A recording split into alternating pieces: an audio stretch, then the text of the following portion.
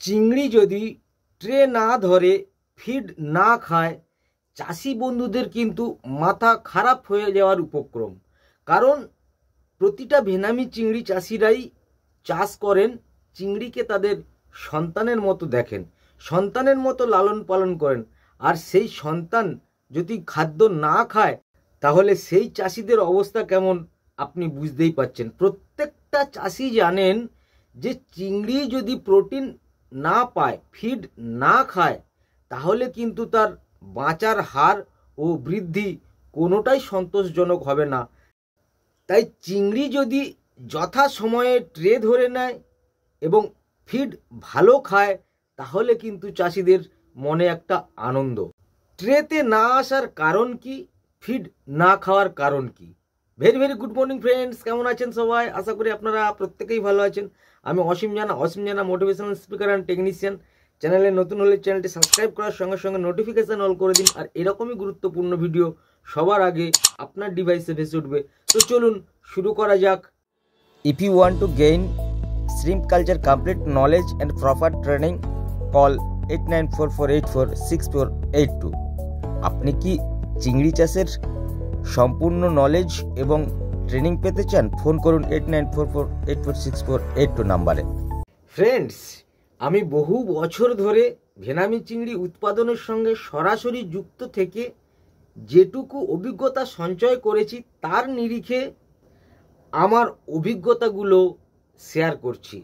দেখুন, আমরা সবাই জানি যে চিংড়ি যদি ফিড খায় তাহলে প্রোটিন পাবে, আর প্রোটিন পেলে সে বৃদ্ধি পাবে এবং তার বাঁচার হার বা সারভাইভাল ঠিক থাকবে।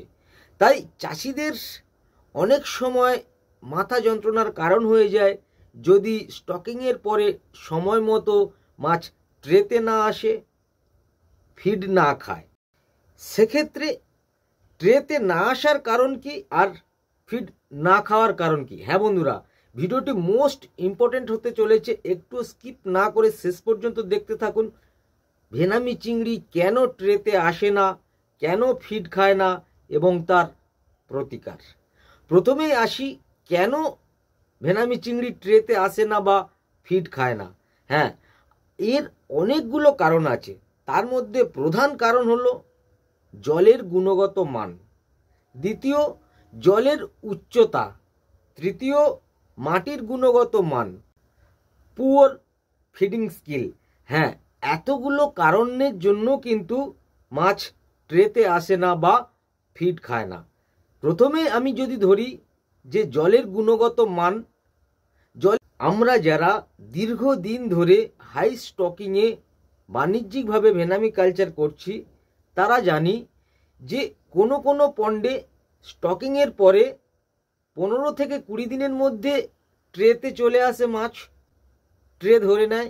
আবার কোনো কোনো পন্ডে 20 থেকে 25 দিনের মধ্যে ট্রে ধরে নেয়। আবার অনেক মাছ আছে 25 থেকে 30 দিন, আবার অনেক মাছ আছে 30 থেকে 35 দিনের মধ্যে ট্রে ধরে। এই 14 থেকে 15 দিনের পর থেকে আমরা যারা ট্রে দিতে থাকি, তারা কিন্তু অধিক আগ্রহ নিয়ে আমার মাছ ফিড খাচ্ছে কি না সেটা দেখার জন্য। অ্যাকচুয়ালি ব্লাইন্ড ফিডিং শেষ হয় কিন্তু 25 থেকে 30 দিনের পরে। এই 25 থেকে 30 দিনের মধ্যে যদি আমরা ট্রে দিই, তাহলে দেখবেন ট্রেটা অবশ্যই ধরে নেবে। আর যদি ট্রে না ধরে, তখন আপনারা কি করবেন সেটা আমি পরবর্তীকালে বা ভিডিওর শেষের দিকে আলোচনা করব। এখন আমি আলোচনা করব কি কি কারণের জন্য মাছ ট্রে ধরে না। প্রথম কারণ যেটা, জলের গুণগত মান। হ্যাঁ, জলের গুণগত মান বলতে বুঝি পিএইচ, অ্যালকালিনিটি। জলের পিএইচ এবং অ্যালকালিনিটির মাত্রা যদি অপটিমাম থাকে, তাহলে মাছ কিন্তু ট্রেতে আসবে। তাই বন্ধুরা, জলের পিএইচ এবং অ্যালকালিনিটি আপনারা কিন্তু ঠিক রাখবেন। এরপর জলের অন্যান্য গুণগত মানের মধ্যে ব্যাকটেরিয়া, হার্মফুল ব্যাকটেরিয়া যদি থেকে থাকে, অর্গানিক লোড যদি হয়ে যায়, তাহলে কিন্তু মাছ ট্রেতে আসে না বা ফিড খায় না। সেক্ষেত্রে আমরা প্রপার ওয়াটার ট্রিটমেন্ট করব, প্রয়োজনে আমরা স্যানিটাইজার করব। আর এই জলের গুণগত মানকে ঠিক রাখতে গিয়ে অনেকেই আমরা কিন্তু অনিয়মিতভাবে জল অ্যাড করি। এই জল অ্যাড করারও কিন্তু বা জল ঢোকানোরও কিন্তু একটা নির্দিষ্ট টাইম এবং প্রসেস আছে। আপনি অনেক সময় খেয়াল করেছেন, নতুন জল যদি আমি পুকুরে অ্যাড করি তাহলে অনেক সময় মাছ ফিড ধরে নেয়। আবার অনেক সময় কি হয়, নতুন জল যদি আমি পুকুরে অ্যাড করি তাহলে ফিড ছেড়ে দেয়। তাই আমরা জল কখন অ্যাড করব? আমরা স্টকিংয়ের পরে 25 থেকে 30 দিন হওয়ার পর টপ আপ করবো, অল্প করে জল ভরবো। আর জলটা যখন ভরবো তখন এরিয়েশন চলাকালীন আমরা জলটা ভরবো। প্রথম দিন আমরা 1 ঘন্টা জল ভরলাম এরিয়েশন চলাকালীন। এই এরিয়েশন চলাকালীন জলটা ভরলে সারা পুকুরের মধ্যে কিন্তু ওই নতুন জলটা সঞ্চার হয়ে যায়, তখন ফিড ধরে নেয়। এরপর দিন আমরা করব কি, আবার 1 ঘন্টা জল ভরবো। এইভাবে আমরা জলের উচ্চতাটাকে ঠিক রাখবো। জলের উচ্চতা 3.5 থেকে 4 ফুট ছোট মাছের ক্ষেত্রে বেটার। এই 3.5 ফুট থেকে 4 ফুট যাদের পুকুরের জলের উচ্চতা, দেখবেন তাদের পুকুরের এই জলের উচ্চতার জন্য কিন্তু ফিড ঠিক টাইমে ধরে বা ফিড খায়। অনেক সময় দেখা যায় যে স্টকিং করার পরে জলের উচ্চতা 5 ফুট, 5.5 ফুট হয়ে যাচ্ছে বা 6 ফুট হয়ে যাচ্ছে। সেক্ষেত্রে কিন্তু অনেক সময় মাছ ট্রেতে আসতে সময় লাগে। মাটির গুণগত মান, হ্যাঁ বন্ধুরা, এই মাটির গুণগত মান বলতে আমরা বুঝি যে ব্লাইন্ড ফিডিং করাকালীন হাই প্রোটিন ফিড যদি ওয়েস্টেজ হয় সেটা পচে বিভিন্ন রকমের গ্যাস ফর্ম তৈরি করে, টক্সিক গ্যাস তৈরি হয়। এই টক্সিক গ্যাসের জন্য কিন্তু অনেক সময় মাছ ফিডে আসে না বা ট্রেতে আসে না। সেক্ষেত্রে আমাদের 25 থেকে 30 দিনের মধ্যে অবশ্যই একবার ট্রেনিং করে গ্যাস পাউডার, জিওলাইট এবং প্রোবায়োটিক দিয়ে বটমের ট্রিটমেন্ট করতে হবে। এই বটমটাকে যদি আমরা ট্রিটমেন্ট করতে পারি তাহলে কিন্তু মাছ ফিডে আসবে। এরপর হচ্ছে পুয়ার ফিডিং স্কিল। হ্যাঁ বন্ধুরা, আমরা যারা ভেনামি কালচার করছি তারা জানি যে যদি আমরা প্রপার ফিডিং করতে পারি, প্রপার ফিডিং স্কিলটা যদি আমরা অর্জন করতে পারি তাহলে কিন্তু আমাদের এই সমস্যাটা আসে না। প্রপার ফিডিং স্কিল বলতে দেখুন, আমরা যারা ফিডিং করছি, ট্রে দিলাম, ট্রের চারিদিকেও কিন্তু আমরা ফিড দিলাম। এই ট্রে থেকে কতটা দূরে ফিড দিতে হবে এটাও কিন্তু আমাদের জানা দরকার। যে জায়গায় আমরা ট্রে দেব সেখান থেকে দুদিকে 10 ফুট গ্যাপ দিয়ে ফিড লাইনে আমরা ফিডিং করব। ট্রের আশেপাশে যদি আমরা ফিডিং করি তাহলে কিন্তু অনেক সময় দেখা যায় যে ওই ট্রের আশেপাশে বেডে যে ফিডটা আছে সেই ফিডগুলো খাচ্ছে, ট্রের ওপরের ফিডগুলো খাচ্ছে না। এটা গেল পুয়ার ফিডিং স্কিল। তাই ফিডিং আমাদের প্রপার করতে হবে, কখন কোন জায়গায় ফিডিং করতে হবে সেটাও কিন্তু আমাদের জানা দরকার। এরপরে অনেক সময় দেখা যায় যে গাট ইনফেকশন হলে, ওয়াটার প্যারামিটার যদি ঠিক না থাকে, জলের মধ্যে যদি অর্গানিক লোড হয়ে যায় বা হার্মফুল ব্যাকটেরিয়া ইনক্রিজ হয়ে যায়, তখন কিন্তু ছোট চিংড়ির গাট ইনফেকশন হয়ে যায়। আর গাট ইনফেকশন হলে তাদের ফিড গ্রহণে অনীহা দেখা দেয়।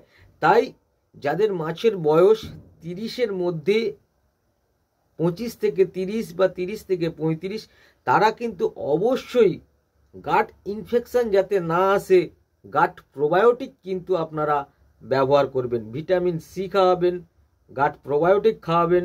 আর ইস্ট আর গুড় যদি আপনারা ফার্স্ট মিলে খাওয়ান পরপর 2 থেকে 3 দিন, তাহলে কিন্তু যে মাছ ফিডে আসেনি বা ট্রে খায়নি, ট্রে নীল করেনি, সেই মাছ ট্রে নীল করতে বাধ্য। হ্যাঁ বন্ধুরা, এবারে যাদের মাছ 25 থেকে 30 দিনের মধ্যে ট্রে ধরেনি বা 40 দিন হয়ে যাচ্ছে তাও ট্রে ধরেনি, সেক্ষেত্রে আপনারা কি করবেন? হয় আপনাদের ট্রের পজিশনটা ঠিক নেই। ট্রের পজিশন বলতে যেখানে পুকুরের ঢাল শেষ হচ্ছে তারপরে ফিড লাইন শুরু, সমতল জায়গা, সেই জায়গায় আপনাকে ট্রে বসাতে হবে। ট্রেটা যেন সমানভাবে বসে। ট্রে যদি কাত হয়ে থাকে অনেক সময় ট্রেতে ফিড খেতে আসে না। আবার ট্রের নিচটা, ট্রের চারিদিকটা যদি অপরিষ্কার অপরিচ্ছন্ন থাকে তাহলেও কিন্তু ট্রের কাছাকাছি মাছ আসে না। তাই বন্ধুরা, ট্রের তলাটা সবসময় স্যানিটাইজ করে রাখবেন, পা দিয়ে সমান করে দেবেন। প্রয়োজনে আপনি এলএসপি এবং স্যান্ড, লাল বালি এলএসপি মিক্সিং করে চারিদিকটায় দিয়ে দিতে পারেন। ট্রের নেটটাকে আপনি প্রয়োজনে পরিষ্কার করে দেবেন, দেখবেন আপনার ফিড ধরে নিয়েছে বা ট্রেতে মাছ আসছে।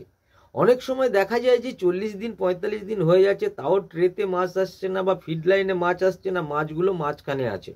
তখন আপনি কি করবেন, তখন একটা নারকেল পাতা নেবেন, যে সময়ে ফিডিং করবেন ফিড লাইনে মাঝখানে যাবেন, মাঝখানে গিয়ে নারকেল পাতাটা হালকা করে বটমের উপর নাড়াচাড়া দেবেন বা টেনে দেবেন, দেখবেন মাছগুলো ধারে আসবে। 2 দিন 3 দিন এইভাবে প্র্যাকটিস করাতে করাতে ওরা ফিড লাইনে ফিড খাবে এবং ট্রেতেও ফিড খাবে। আর যারা স্টকিংয়ের পরে প্রথম ফিড দেবেন ট্রেতে, তখন একটু বেশি পরিমাণে ট্রেতে ফিড দিন। পরপর 2 দিন 3 দিন একটু বেশি পরিমাণে ফিড দিন। ট্রেতে তারা ফিড খেতে অভ্যস্ত হয়ে যাওয়ার পরে আপনারা প্রথাগতভাবে কেজি প্রতি 2 থেকে 2.5 গ্রাম করে ফিড দেবেন। আমি দীর্ঘদিন ধরে যে বাস্তব অভিজ্ঞতা সঞ্চয় করেছি, এর বাইরে এই ট্রে না ধরা এবং ফিড না খাওয়ার পিছনে অন্য কোনো কারণ থাকতে পারে না।